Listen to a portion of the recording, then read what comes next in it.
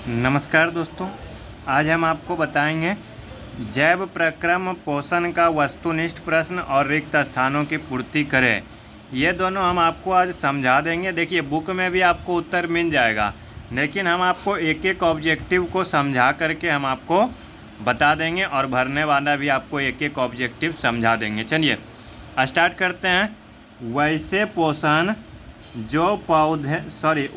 पौधे जो पोषण के लिए शरीरगनी चीज़ों पर आश्रित रहते हैं वो क्या कहलाते हैं। देखिए, शरीरगनी चीज़ों पर जो आश्रित रहते हैं, यानी कहने का मतलब जो मर जाए कोई जीव जंतु तो उस पे अपना भोजन प्राप्त करते हैं, तो वो आपका होता है मृतजीवी। ऑप्शन नंबर ख, मृतजीवी। फिर अगला देखिए प्रश्न है, स्वपोषी भोजन के लिए क्या आवश्यक है। तो स्वपोषी भोजन के लिए 4 चीज़ों की आवश्यकता होती है: क्लोरोफिल, सूर्य का प्रकाश, H2O और CO2। तो ये आपका क्या हो जाएगा, इनमें से सभी, यानी स्वपोषण के लिए इनमें से सभी चारों का आवश्यकता होती है, इनमें से सभी। चलिए, इनमें कौन प्रकाश संश्लेषी अंगक है।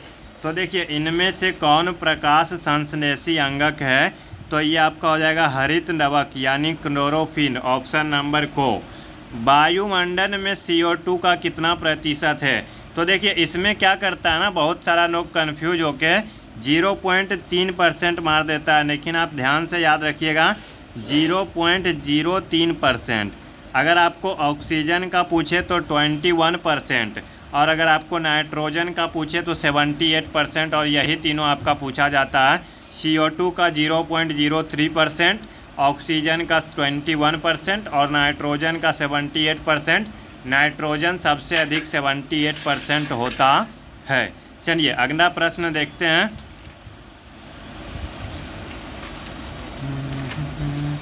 चलिए अगला प्रश्न हमारा है 4 नंबर में कि निम्न प्रकाश संश्लेषण प्रक्रम में निम्नलिखित में क्या नहीं होता है। क्या नहीं होता है। तो देखिए, पानी का टूटना ये सही है, CO2 का मुक्त होना ये नहीं होता है, ऑक्सीजन का मुक्त होना ये भी सही है, और CO2 का उपयोग होना ये भी सही है। तो पूछ रहा है क्या नहीं होता है, क्या नहीं होता है। तो ये आपका हो जाएगा CO2 का मुक्त होना, CO2 का उपयोग होना होता है, जो कि आपका घ नंबर में है। चलिए, इनमें किसके द्वारा अमीबा भोजन का अंतर ग्रहण करता है। तो अमीबा भोजन का अंतर ग्रहण कूटपाद के द्वारा करता है, ये आपका हो जाएगा क नंबर, कूटपाद। इनमें से किस छिद्र के द्वारा ग्रसनी ग्रास नली से जुड़ा होता है। तो देखिए, ग्रसनी ग्रास नली से निगन द्वार के द्वारा जुड़ा होता है, इससे हमारा भोजन मुंह से पेट में जाता है। ग्रहणी भाग है, तो देखिए ग्रहणी भाग है छोटी आंत का, ठीक है। ग्रहणी भाग किसका है, छोटी आंत का। चलिए आगे चलते हैं भरने वाला में। चलिए, रिक्त स्थानों की पूर्ति करें। स्वपोषी पौधों में क्या क्षमता होता है। तो आपको पता होना चाहिए, स्वपोषी पौधों में प्रकाश संश्लेषण करने की क्षमता होती है। चलिए, सौर ऊर्जा का परिवर्तन प्रकाश संश्लेषण में कौन सा ऊर्जा में होता है, रासायनिक ऊर्जा में। कौन सा ऊर्जा में होता है, रासायनिक ऊर्जा में। 1 मिनट रुकिएगा, रासायनिक ऊर्जा में, ठीक है। वीडियो थोड़ा सा रोकना पड़ा था, पेंसिल टूट गया था इसीलिए, ठीक है। वायुमंडल में पत्तियां किसके द्वारा। तो देखिए, रंध्र के द्वारा। अब इसको स्टोमाटा बोल दे तो कोई दिक्कत नहीं है, क्योंकि स्टोमाटा इसका इंग्लिश होता है और कहीं कहीं स्टोमाटा भी लिखा हुआ रहता है। आगे देखते हैं, वे सारी क्रियाएं जिसके द्वारा जीवों का अनुरक्षण होता है, तो इसको हम लोग कहते हैं क्या, जैव प्रक्रम। जैव प्रक्रम कहते हैं, जैव प्रक्रम कहलाती है। अगला देखिए, अगला प्रश्न है, सूर्य के प्रकाश को कौन अवशोषित करता है। तो देखिए, सूर्य के प्रकाश को पत्ती अवशोषित करता है, लेकिन पत्ती में कौन अवशोषित करता है, हरित लवक, जिसको कि हम लोग बोलते हैं क्लोरोफिल। क्लोरोफिल। चलिए आगे देखते हैं, मनुष्य के आहार नान की लंबाई कितनी होती है। तो आहार नान की लंबाई होती है करीब 8 से 10 मीटर। 8 से 10 मीटर। अगर आपको पूछे कि छोटी आंत की लंबाई कितनी होती है, तो आपको बताना है 6 मीटर। कितना बताना है, 6 मीटर। और अगर आपको पूछे छोटी आंत की चौड़ाई कितना होता है, तो 2.5 सेंटीमीटर। मनुष्य के अमाशय की दीवार से जठर रस निकलता है। क्या निकलता है? जठर रस। ठीक है।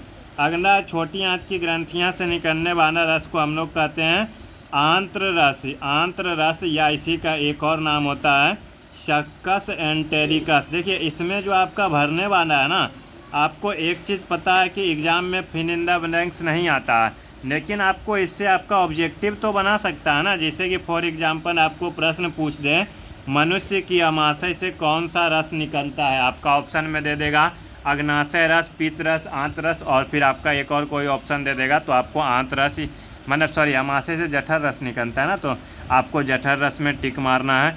आपको पूछ सकता है मनुष्य के आहार नान की लंबाई कितनी होती है, तो आपको क्या बताना है? ऑप्शन में आपका रहेगा 6 मीटर, 5 मीटर, 8 से 10 मीटर, 15 मीटर, तो आपको क्या करना है?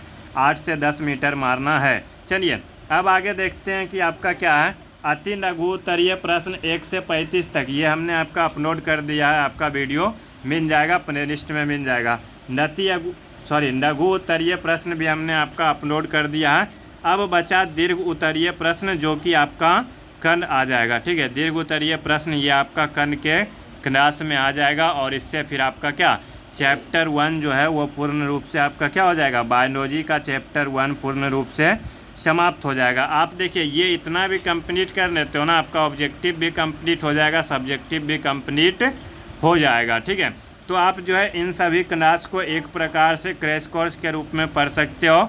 अभी से 4 महीना है, 4 महीना अगर आप इस चैप्टर को हर चैप्टर को अगर आप 2-2 दिन में समाप्त कर देते हो, तो आसानी से आप social science, Hindi, English, Sanskrit complete कर लोगे। ठीक है, जैसे हिंदी का चैप्टर तो आप चाहो तो 1 दिन में भी कंप्लीट कर सकते हो। तो चलिए अब आज के क्लास को हम लोग यहीं पे समाप्त करते हैं। और आप लोग देखिए, अगर क्लास 10th के स्टूडेंट हो तो आप चैनल को सब्सक्राइब कर लें। अगर आपको वीडियो पसंद आई हो तो वीडियो को लाइक करें, और आप वीडियो को अपने WhatsApp group, WhatsApp story, Insta story पे शेयर कर सकते हो। चलिए मिलेंगे नेक्स्ट आपसे कल। आज के लिए बस इतना ही। धन्यवाद। जय हिंद।